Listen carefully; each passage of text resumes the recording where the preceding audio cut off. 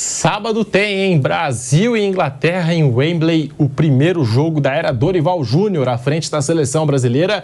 O Dorival ainda não deu pistas do time que vai levar a campo nesse jogo, nesse primeiro duelo.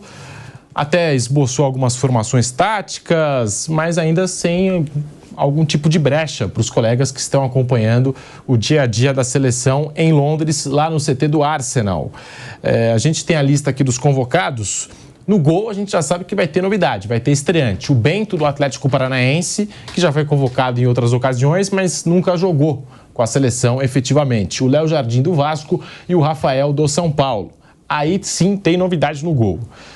Os laterais, Danilo, da Juventus, Ian Couto, do Girona, que também já tinha sido convocado pelo Fernando Diniz, Ayrton Lucas, do Flamengo, também já tinha sido convocado, e o Wendel, que foi convocado pelo Tite, né? Já há muito tempo, né? O Tite convocou o Wendel, que joga no Porto. Na zaga também deve ter novidade, uma zaga nova. Beraldo, aquele revelado pelo São Paulo, muito promissor, campeão da Copa do Brasil, agora está fazendo muito sucesso jogando no Paris Saint-Germain. A torcida do PSG está amando o Beraldo.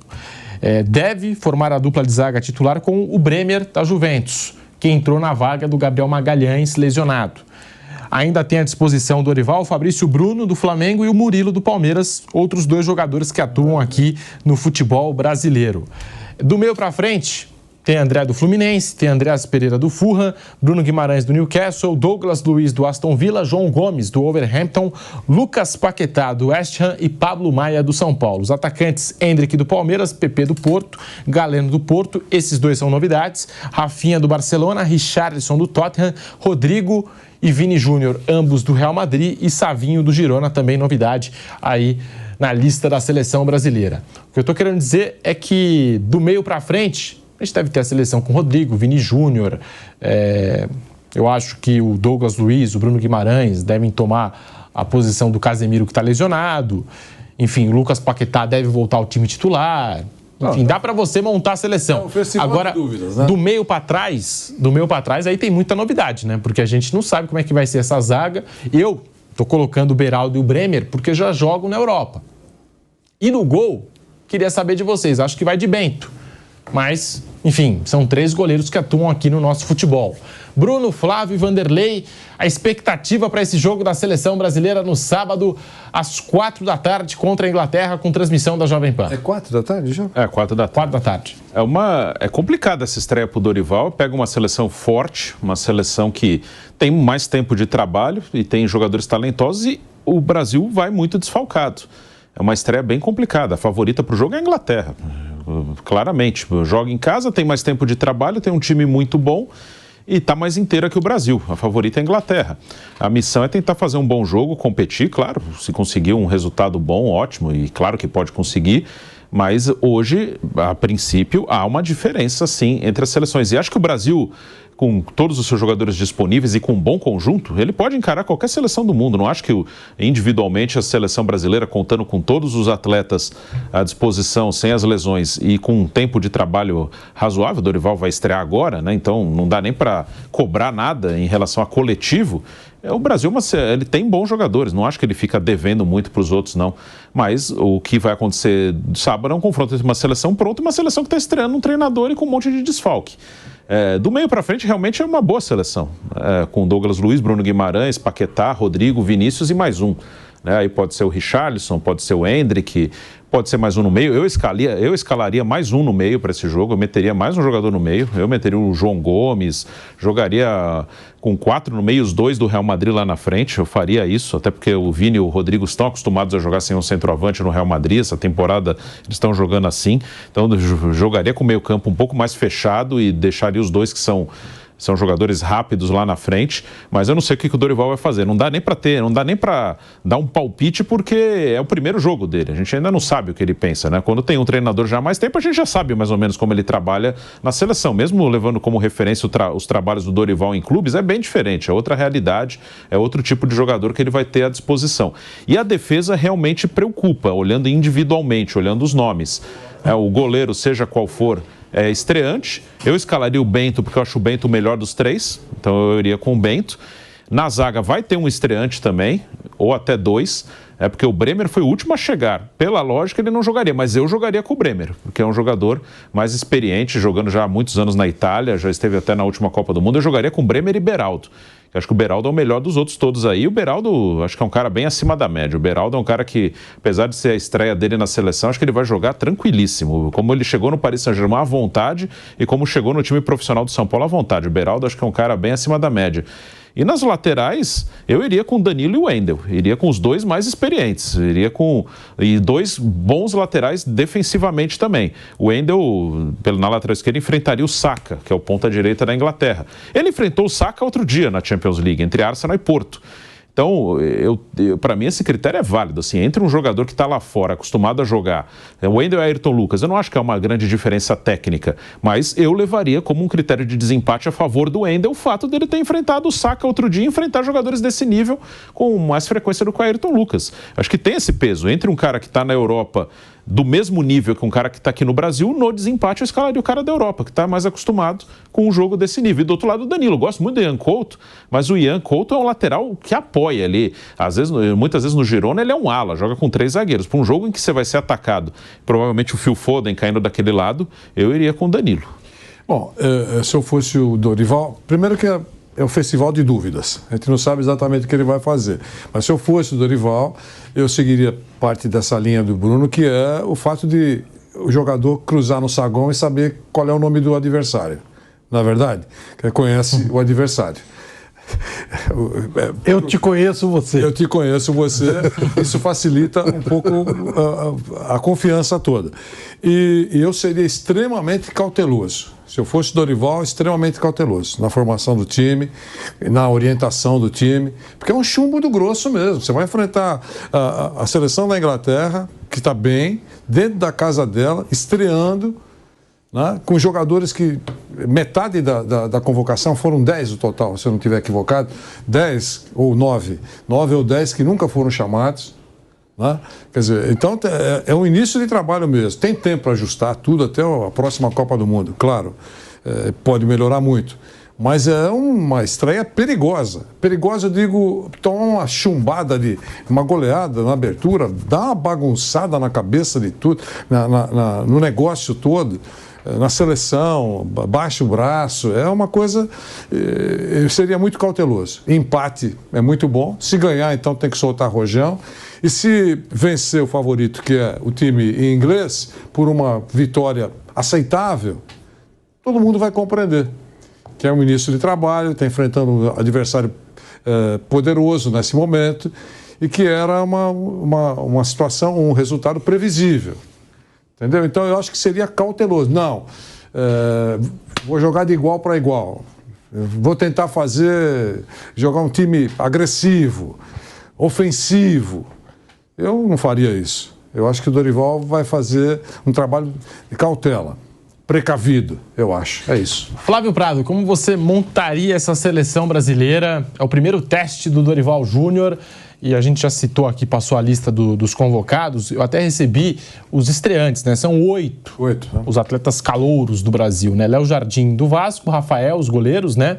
Rafael do São Paulo, os zagueiros Fabrício Bruno do Flamengo, Murilo do Palmeiras, o Beraldo do Paris Saint-Germain, o meia Pablo Maia do São Paulo e os atacantes Savinho do Girona e o Galeno do Porto. Daí, portanto, esses são os estreantes da seleção brasileira. Flávio, como você montaria essa seleção? 2 goleiros, se desse, né? Seria mais... Sabe, um ajuda o outro. Coloca os 3 para jogar, aí coloca 3 zagueiros, 3 volantes. Não, brincadeira à parte, mas tem que se cobrir. Tem que se cobrir, botar o jogador rodado. Por exemplo, o Galeno, você citou aí, é um jogador estreante, mas é um cara rodado. O cara fez gol outro dia contra o Arsenal, um jogador, né, que já está rodado. O Wendel, que foi citado pelo Bruno. Tem que colocar malaco velho aí, não tem jeito não. O jogo é muito pesado. Os caras disputam a principal liga do mundo, né? O que não disputa é o Harry Kane, que está batendo todos os recordes lá na Bundesliga. E o Bellingham. E o Bellingham que está batendo tudo no Real Madrid. Quer dizer, é dose, né? Então é bom se cobrir. Eu não creio que goleada, nada disso. Acho que não. Acho que o Brasil vai jogar com suas devidas precauções. Mas é bom evitar, sabe, um jogo assim de uma superioridade muito grande do outro. Acho que jogar para cima dos caras não é um bom negócio, não. Para ninguém. Nem que fosse jogo de Copa do Mundo. Hoje a seleção da Inglaterra merece um respeito muito grande. O Brasil, a gente torcendo muito para ver esse tipo de jogo, né? Brasil e Inglaterra, Brasil e Espanha. E o Brasil chega no pior momento possível. Estreia do treinador, com muito jogador novo, com muita contusão. Não é o melhor momento. Então, até por isso, tem que tomar os seus devidos cuidados. A Inglaterra é favorita, é bem favorita. Qualquer coisa que não seja uma vitória inglesa vai ser uma surpresa. Com o Ramon e com o Diniz, a gente já sabia quem ia jogar pelo menos uns 2, 3 dias antes do jogo. Agora, com o Dorival, esse mistério todo. É bom, por um lado, esse mistério do Dorival? Melhor, né? Melhor, né? Lembra quando o Luxemburgo uma vez entrou com 12 no campo? É verdade, ele entrou com 12 para encher o saco do adversário, aí tirou 1 e tal.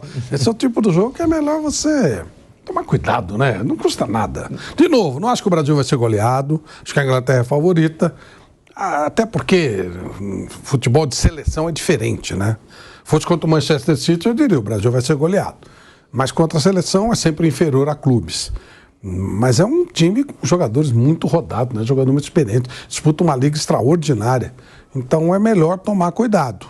E não há necessidade de correr com isso, não. Esqueminha bem retrancado, bonitinho, se protegendo e jogando num contra-ataque, mete uma bola no Vinícius Júnior aí, vai que acontece alguma coisa diferente, né? Mas sem muita invenção.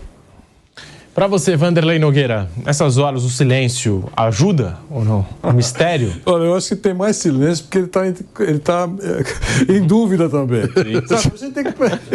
Provavelmente. Não é silêncio, é dúvida. Não é silêncio. Vocês pensam que é estratégia. Eu estou calado, mas eu estou com o time prontinho aqui. Eu não acho que é isso. Eu acho que, claro... Eu não queria falar isso, mas você é muito cruel. Você falou. Eu não queria. Por que ele não dá o time? Porque ele não sabe. Mas eu estou falando não para humilhar, nada. Claro que não. Estou dizendo que é uma situação mesmo.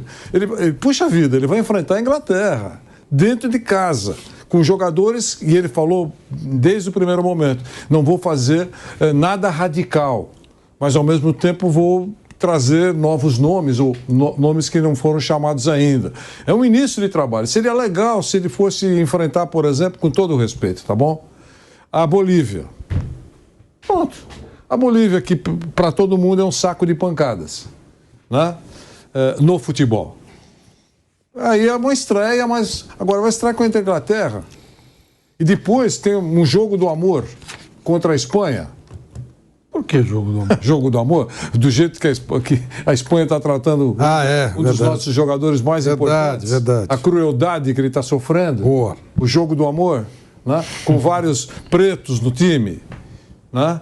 Então, o jogo do amor, por tudo que tem acontecido nos últimos tempos. Então, a torcida vai toda atirar flores na seleção brasileira. Essa é a manifestação que a gente espera que aconteça lá? Será que é isso mesmo? Ou vão usar o anonimato? Eu só espero que nesse jogo, por exemplo, não façam aquela foto antes da partida, estamos com o Vinícius Júnior, e aí a Federação Espanhola fala assim, não, a gente já fez tudo que podia fazer pelo Vinícius Júnior. Tem dito isso. Então, aí para mim é um absurdo, Ela né? tem dito isso, né?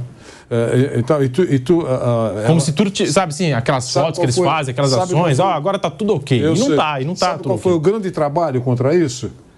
A criação de uma plataforma. La Liga versus racismo. Uma plataforma. Ela vai lá, olha, eu apoio isso. Como vocês podem perceber, não funcionou absolutamente nada. Pois era a bandeirinha de escanteio também. Somos contra o racismo. Isso. Pendurar na... Então é ridículo. Realmente. Então, esses são 2 jogos difíceis para a seleção brasileira. Uma por esse clima todo que eu acabei de destacar aqui, e essa primeira partida contra a Inglaterra, que, como vocês todos disseram corretamente, é imensamente favorita. O Brasil volta a atuar em Wembley, querendo derrubar um tabu. Nunca venceu atuando no estádio após a reforma.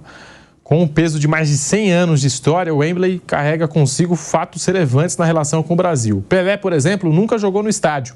São 12 partidas da seleção principal, com 7 empates, 3 vitórias da Inglaterra e apenas 2 brasileiras. Ambas antes da reforma realizada entre 2003 e 2007. Depois só jogou uma vez. Sim? Não foi uma vez só. Empatou. Isso. Acho que é isso. É isso. Como é que vai ganhar se não Pouquíssimos jogos. Não é? E ganhou 2 e perdeu 3. Pouquíssimos jogos. O Andrés Pereira ontem falou, jogou em 2013 e perdeu de 2-1, né? 2013 perdeu de 2-1 e o Fred fez o gol do Brasil. 2013. Que teve um 0-0 também, não teve? Teve em 2017, teve um 0-0 lá. O estádio não sei se já estava reformado ou não, mas... E teve um jogo Brasil-Inglaterra, que me veio à mente agora, que não aconteceu no Wembley, mas aconteceu no Maracanã. Acho que foi antes da Copa do Mundo de 14, antes da Copa das Confederações. Antes da Copa das Confederações. Foi 2-2. A Inglaterra veio jogar aqui, né, no Maracanã, no Rio de Janeiro. E foi até um jogo animado. Foi um jogo animado, mas são seleções, como disse o Flávio, que não se enfrentam, né? Não tem Infelizmente. Se enfrentar. Infelizmente. Isso aí devia jogar todo ano com o time. Verdade. Pô, pensa bem. Eu vou assistir o jogo. Quando o Brasil-Guiné, eu não assisto. Eu quero que se dane. Esse jogo, duvido que alguém não vai dar pelo menos uma sapiada.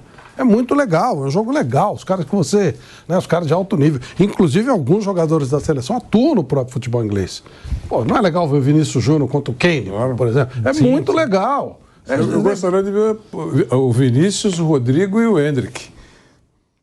Não, mas é legal mesmo, de verdade. Jogadores de altíssimo nível. Se vai colocar, eu acho que não vai fazer isso. Mas se colocar, eu gostaria de ir enfrentando esse tipo de adversário. Exato. Eu vejo a Premier League, que eu mais vejo a Premier League. Pô, você vê esse cara, vai jogar contra os caras que a gente vê aqui no Brasil e tal. Os que daqui do Brasil eu acho meio arriscado. Mas os grandes brasileiros lá de fora. Pô, é legal, é bacana, é gostoso de ver. Não é aquele joguinho que não quer dizer nada. Esse jogo quer dizer sim. Tomara que não decepcione, né? Que não fique um 0-0 chato. Não acredito, não. Acho que até que vai ser um jogo legal.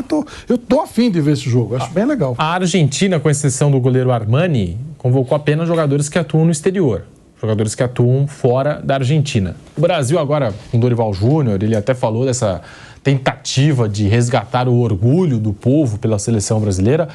Convocou atletas aqui do nosso futebol e acredito que, enfim, dos atletas que ele convocou, são jogadores de qualidade, alguns trabalharam com o Dorival, o Beraldo estava no São Paulo até pouco tempo atrás, agora está no Paris Saint-Germain, mas o Pablo Maia, o Rafael, trabalharam com o Dorival Júnior, enfim, trouxe o Murilo do Palmeiras, o Hendrick... Fabrício Bruno e Ayrton Lucas trabalharam com ele também. É verdade, Fabrício Bruno e Ayrton Lucas no Flamengo, bem lembrado pelo Bruno Prado.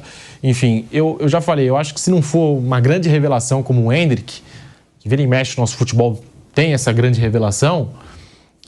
Eu sou contra convocar jogadores do futebol brasileiro, tá? Eu sou contra. Eu acho que deveria convocar só os jogadores de fora. Até porque, meio do ano tem Copa América. Se ele repetir essa lista, Palmeiras e Flamengo vão jogar desfalcados. E aí você não vai ter o povo, né, exaltando o orgulho pela seleção. Aí essa coisa de que o povo não tem identificação com a seleção, não gosta, xinga, enfim, é porque não tem jogador daqui. Isso aí, para mim, com todo respeito a quem pensa o contrário, eu acho que isso aí não tem nada a ver. A avaliação sobre seleção no Brasil, desde sempre, não é desde agora. Se ganhar a Copa é bom, se perder é ruim. É isso. A avaliação é essa. O Brasil, a seleção é muito cornetada porque não ganha a Copa faz tempo. Ponto. Aí cada um põe mais uma coisa. Mas eu acho também isso. Eu acho que se ele tivesse vencido uma Copa recente, estava tudo certo. A avaliação é essa. E eu cheguei a ver, eu tinha 13 anos, mas eu vi o Brasil vice de uma Copa. O mesmo que eu falei do Flamengo. Quando é vice, também é uma porcaria. Em 98 foi vice. CPI, né? Fizeram CPI, chamaram os jogadores de vendidos, chamaram de amarelões, chamaram de tudo. O Ronaldo, o fenômeno. Sim. O Ronaldo, em 98, hoje ele é tratado como um ídolo porque ganhou em 2002, né? Em 98 teve gente que chamou o cara de amarelão, de pipoqueiro, de vendido, chamaram de tudo isso. Quem quiser pesquisar é só pesquisar. Então, o negócio, o povo reclama da seleção, imprensa e todo mundo, porque não ganha a Copa faz tempo, ponto. Se tivesse vencido a Copa do Catar, todo mundo, o Tite seria maravilhoso, o Neymar seria fantástico, todo mundo. A cornetagem é essa, não ganha a Copa desde 2002, é por isso. O resto é tudo detalhezinho que... mas tem isso também. Se tivesse vencido a Copa e se tem isso também, nem apareceria, ninguém nem lembraria desses fatos. Podia fazer uma seleção com todos que jogam no Uzbequistão. Se ganhou, tá tudo certo. E tem uma coisa também que eu considero, o Pedro, e creio que sempre foi assim. Ninguém torce para a seleção brasileira. O cara torce para o time dele, pô. 58, quando a seleção brasileira foi para a Copa, teve o jogo Corinthians e seleção brasileira e baixaram a porrada nos jogadores da seleção. O Pelé quase não foi.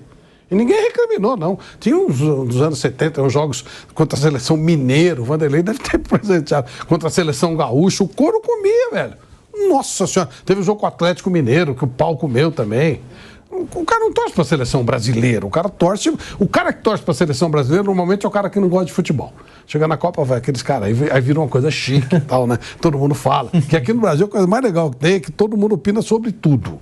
Então quando é Copa do Mundo, todo mundo vira expert, aí todo mundo opina. Então, aí tem aquela reunião, aquele pessoal que não sabe nem quantos jogadores tem de cada lado, mas opina e tal, não sei o quê.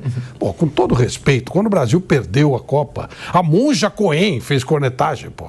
É verdade. A Monja Cohen. Pô, a Monja é maravilhosa, a Monja Cohen. Impossível ela falar mal de alguma coisa, ela cornetou o Brasil. Até a Monja. Você acha que a Monja acompanha futebol, pô? A Monja... Lembra? O Vanderlei ri, mas é verdade. Pô, a Monja cornetou. Então, quer dizer, quem torce pra seleção brasileira é cara que não gosta de futebol. O cara que gosta, ele torce pro time dele. Se ele jogar agora um desafio e falar assim, ó...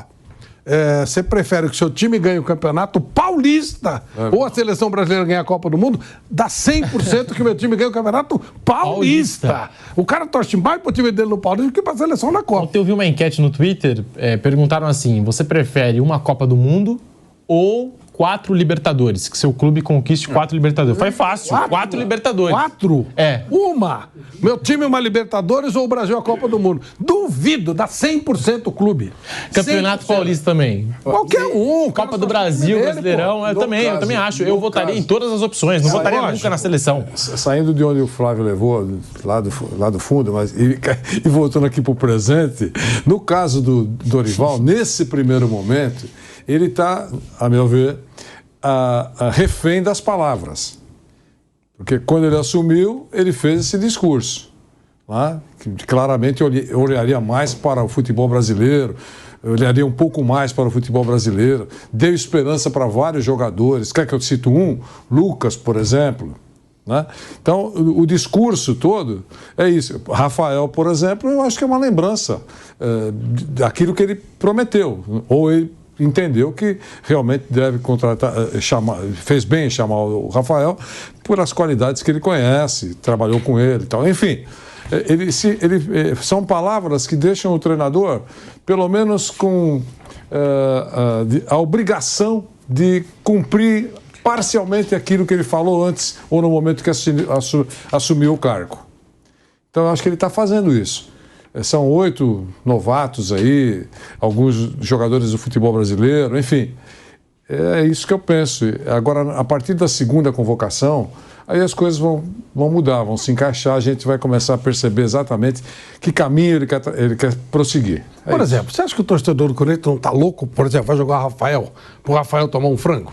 Vocês estão querendo? O torcedor do Corinthians. Claro, o torcedor do Corinthians vai torcer pro Hendrick. O Hendrick faz gol e ele comemora. Ah, cara, pelo amor de Deus. Nada a ver, eu acho que nada a ver. Eu acho que a seleção brasileira é uma coisa cult. Coisa cult. Na Copa do Mundo, todo mundo entende, todo mundo fala, não sei o que e tal. Mas ninguém torce para a seleção brasileira, não. Nada. Mais lá para trás, os caras ficavam torcendo. Sabe por que o cara torcia, Pedro? Parava o Brasil para ouvir a convocação, é verdade. Para o cara saber quantos tinha do time dele e quantos tinha do outro, para ele sacanear o outro. Tá vendo? Tem 5 do meu time, 4 do teu e tal. Sempre é o time, é a base, é aquele time que você torce. Mas você acha, aí a pergunta, né? Você acha que isso pode mudar um dia? E aí eu respondo. Pode mudar um dia que não. Como diria a Palaia, eu pergunto e eu respondo. Exato. Como falava o querido Luiz Mendes. Luiz Mendes, ele olhando para o espelho. Luiz Mendes, você acha? Bom, então era muito legal. Então, grande comentarista maravilhoso do Rio de Janeiro, companheiro inseparável de João Saldanha. De debates, né? De debates incríveis. Então, eu só queria dizer isso. Eu acho que se a seleção, num determinado período, Pedro, não é agora, voltar a jogar bem, bonito, aquele negócio de... Vamos brincar. Flamengo do Jorge Jesus. Esse é o futebol da seleção. Tá certo? Eu acho que isso pode provocar, mesmo com jogadores lá de fora, não importa. Jogadores todos lá fora, não importa. Jogando bonito, vai começar a provocar atração. Claro que isso é muito difícil de acontecer, mas se acontecesse, eu acho que poderia ter isso que o Flávio falou, vamos assim, retomar o amor, né? Aumentar a relação, essas coisas todas aí. Isso poderia fazer, mas enquanto isso não acontecer, eu acho que não vai acontecer tão já, né? Eu acho que vai ter esse esfriamento aí, que já foi citado aqui. Abrimos uma enquete aqui no chat do canal do YouTube Jovem Pan Esportes, você prefere ver? Aí tem duas opções para você votar. A seleção ganhando uma Copa ou o meu time ganhando um estadual? Em cima do que o Flávio falou. Daqui a pouquinho nós vamos exibir aqui a parcial dessa enquete, tá? Já tá rolando no YouTube. Se eu tivesse Por enquanto tá pau a pau, tá 50%, hein? 600 votos, enfim, a gente abriu agora. Se eu estivesse me vendo, como eu sou muito chato, eu votaria na seleção para me encher o meu saco. Mas, na verdade, na sinceridade, o cara prefere o estadual do que a seleção. É verdade, vai ter gente aí, né? Hater do Flávio Prado vai falar assim: não, vamos lá, vamos aproveitar para sacanear ele. Vou botar do mundo. O Flávio quer, vou votar contra o Flávio. Isso, exatamente. Então considere pelo menos 70%, 80% dos votos na seleção. Só voto contra você. É isso mesmo, isso aí. Pronto. Muito bom. A gente está aqui falando de seleção brasileira, mas o ponto que eu queria chegar é que a Argentina já tem a base dela na Europa. A seleção brasileira já tem a base dela também na Europa. Se a gente puxar outras seleções aqui da América, talvez a Colômbia também entre aí nesse bolo de seleções que, enfim, na sua maioria são jogadores que atuam fora do país de origem, né? Talvez Brasil, Argentina, Colômbia, talvez outro país possa entrar nesse bolo. Eu não acho nenhum absurdo se esses países se juntarem e formarem uma parceria com as competições da Euro para ter mais jogos América contra a Europa. É até melhor para essas seleções. E os caras já moram lá, já jogam lá, já se conhecem, enfim. Eu acho que seria algo interessante. Para mim, hoje é mais vantajoso o Brasil enfrentar, com todo o respeito, a Inglaterra e a Espanha e adversários da Europa do que adversários aqui da América do Sul. Houve um acordo envolve FIFA, Conmebol, UEFA, né? Que é o que vai acontecer agora nessa data FIFA, que o Brasil pega Inglaterra e Espanha, e teremos outros jogos intercontinentais. Vai ter Colômbia, vai jogar lá também com a Espanha, Venezuela joga com a Itália. Né? Isso. Tem vários jogos intercontinentais. Foi um acordo, havia essa reivindicação, porque não estavam acontecendo jogos assim intercontinentais, porque o calendário estava muito pesado. A eliminatória sul-americana, por exemplo, tem 18 rodadas, que são totalmente desnecessárias, né? Tanto jogo assim é muito chato, é muito longo. A Nations League foi criada. Mas também essa Nations League também é uma competição bem arrastada, né? Sim, é muita data. Então não tinha esse espaço. Aí houve essa reivindicação, principalmente aqui da Conmebol, e aí houve um acordo ali entre FIFA, UEFA e Conmebol. Né? Hoje as relações entre o UEFA e Conmebol são muito boas, eles têm parcerias até em outras coisas. Foi criado aquele jogo entre o campeão da Eurocopa e o campeão da Copa América. Tem intercâmbio de árbitros. Na última Euro teve um árbitro argentino lá, na última Copa América teve um espanhol. Deve rolar de novo agora, esse ano que tem Euro e Copa América, de que eles acharam um espaço ali. Nos anos pares, vai ter esse espaço na data FIFA de março para confrontos intercontinentais. Nos outros anos não acharam esse espaço, né? Então, esse ano tem esse confronto, ano que vem não, no outro vai ter. Então, eles acharam esse espaço uma vez a cada 2 anos de ter pelo menos um espaço para esses confrontos. Seguimos no canal do YouTube Jovem Pan Esportes. Você vota na nossa enquete se você prefere ver o seu time sendo campeão estadual ou se você prefere ver a seleção brasileira ganhando uma Copa. Bom, agora já temos mais votos, né? Quase chegando à casa dos 2.000 votos. Abrimos a enquete há 5 minutos. Muito obrigado pela participação. 51% prefere ver o time ganhando um estadual do que a seleção ganhando uma Copa. Se botar Libertadores... Mas ainda assim tá equilibrado. Tá equilibrado. Estadual, que é a raspa do tacho, né? O cara... Isso daí é empate técnico. Não, mas estamos falando da raspa do tacho. Depois, se quiser fazer uma brincadeira com Libertadores, aí é sacanagem. Aí é estadual, é a raspa do tacho. É aquele torneio que se você ganhar só isso no ano, é como se você não tivesse ganhado nada. O cara sai xingando e tal, não sei o quê. A raspa do tacho está perdendo na Copa do Mundo da seleção. Como eu falo, ninguém torce para a seleção brasileira. E fora os meus haters, né? Claro. Fora os haters, né? Que deixam a votação equilibrada. Então... Senão a margem seria muito maior. Chateado. Esse tipo de atitude vingativa. O Flávio Prado fala, eu penso ao contrário. Eu vou no contra, Flávio. Aí vou votar lá. E vou chamar todo mundo para votar também. É injusto. Enfim, a galera segue participando. Se eu não fosse eu, também fazia a mesma coisa. Baita mala, pô. Eu sei. Igual o que você falou que olha no espelho, Luiz Mendes? Eu olho no espelho, eu sei que eu sou mala. Eu não sei. Lógico que eu sei.